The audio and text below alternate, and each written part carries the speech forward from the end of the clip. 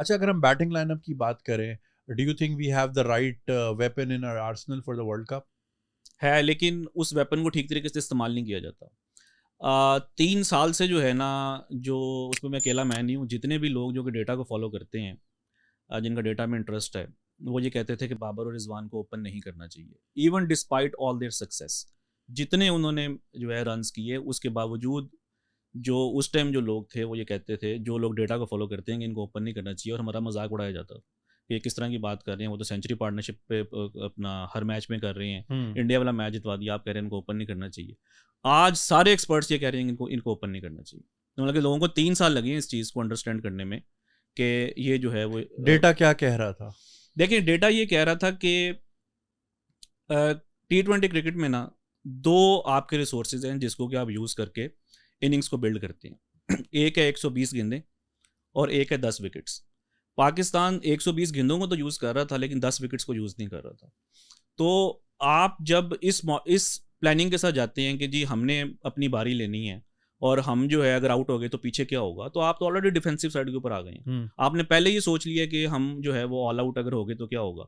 और इंटरेस्टिंग बात यह है कि आप भी इस चीज़ को नोट करें, और जितने लोग क्रिकेट के फैंस हैं इस चीज़ को नोट करें, कि जब भी कोई कैप्टन मैच हारता है T20 में, और जब वो आता है पोस्ट मैच में, उससे जब पूछा जाता है तो क्या हुआ था, तो वो कहेगा कि हम 10 से 15 रन शॉर्ट थे। कभी किसी ने ये नहीं कहा कि आज हम ऑल आउट हो गए थे। ऑल आउट होने की पॉसिबिलिटी बहुत रेयर है T20 क्रिकेट में। और अगर आप उस अटैकिंग अप्रोच के साथ नहीं जाते, और अगर आप एक दो बार अगर आप ऑल आउट हो भी जाते हैं, तो उसमें कोई बुराई नहीं है। जिस तरह वो कहते हैं ना कि if you have never missed a flight, then you are spending too much time at the airport. तो T20 क्रिकेट भी वही है कि अगर आप ये सोच के आ रहे हैं कि जी हमारे आउट हो गए तो हमारा क्या बनेगा, और हम ऊपर से बॉल्स जो है ज़ाया करते जाएं, और ये सोच के कि जी नीचे से आके कोई बंदा रिकवर कर देगा, तो किसी वीक टीम के अगेंस्ट तो शायद हो जाएगा, किसी आपका एक अच्छा दिन हो शायद हो जाए, लेकिन कंसिस्टेंटली आप उस मॉडल के ऊपर नहीं चल सकते। आप ये देखें, इस्लामाबाद यूनाइटेड ने अभी जो 2 मैचेस जीते हैं, जिसमें वो फाइनल में आए हैं, उनके 4 के ऊपर 2 आउट हो गए। They chase 229, then 91 for 5, and they chase 180 plus. तो क्रिकेट के अंदर T20 क्रिकेट में विकेट्स को जो है ना, पाकिस्तान बहुत ज़्यादा वैल्यू करता है, जो कि नहीं होना चाहिए।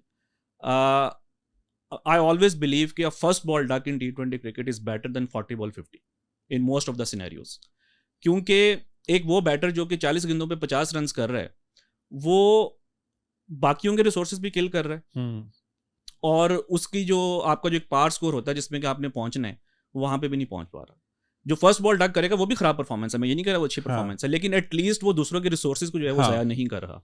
तो मोस्टली जो इस टाइम T20 क्रिकेट हो रही है, कोई एक देखें लोग, आप जब इस तरह की बात करते हैं तो लोग एक कोई ऑड मैच लेंगे जी, 130 के ऊपर जो है वो मैच जीत गए, तो रेयरिटी होती है। अगर मैं किसी को ये कहता हूँ कि यार अगर तुम इस सड़क के ऊपर जाके खड़े हो जाओ, तो 80% चांसेस हैं कि तुम्हें कोई गाड़ी आके ना मार देगी, और वो जाके खड़ा होकर वापस आ जाए और बच जाए कि जी मुझे तो कुछ भी नहीं हुआ, तो उसकी बेवकूफ़ी में कोई शक होगा, क्योंकि वो 20% के जो एलिमेंट है उसमें बच के ऊपर आ गया।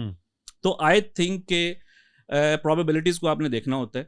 हम जो है ना वो 1-2 मैचेस को लेके इतना ज़्यादा सेलिब्रेट करते हैं कि हम उसी के ऊपर जो है ना अपनी सारी प्लानिंग बना लेते हैं।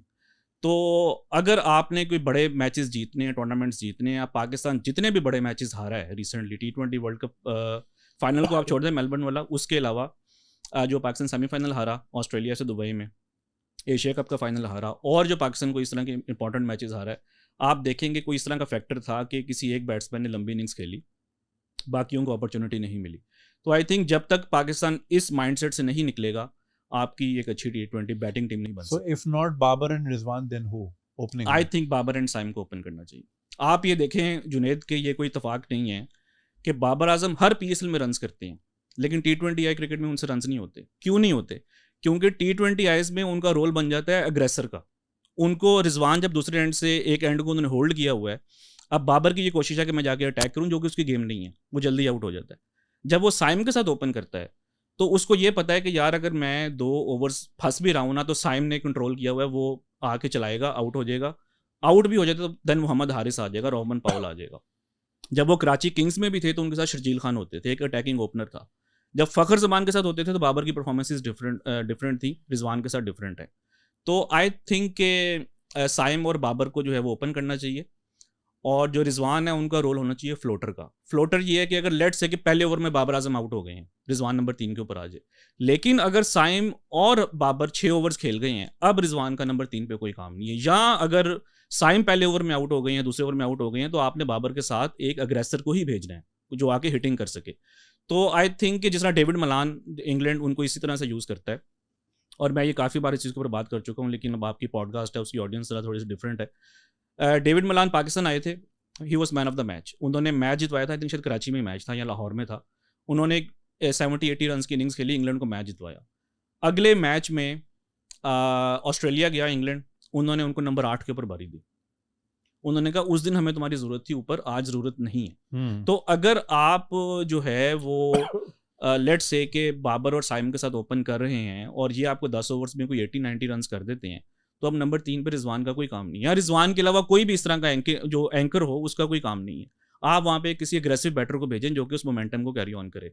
तो रिजवान के बगैर पाकिस्तान की जो टीम है वो इनकम्प्लीट है। मैं मतलब कि ऐसा नहीं है कि रिजवान को टीम में नहीं होना चाहिए।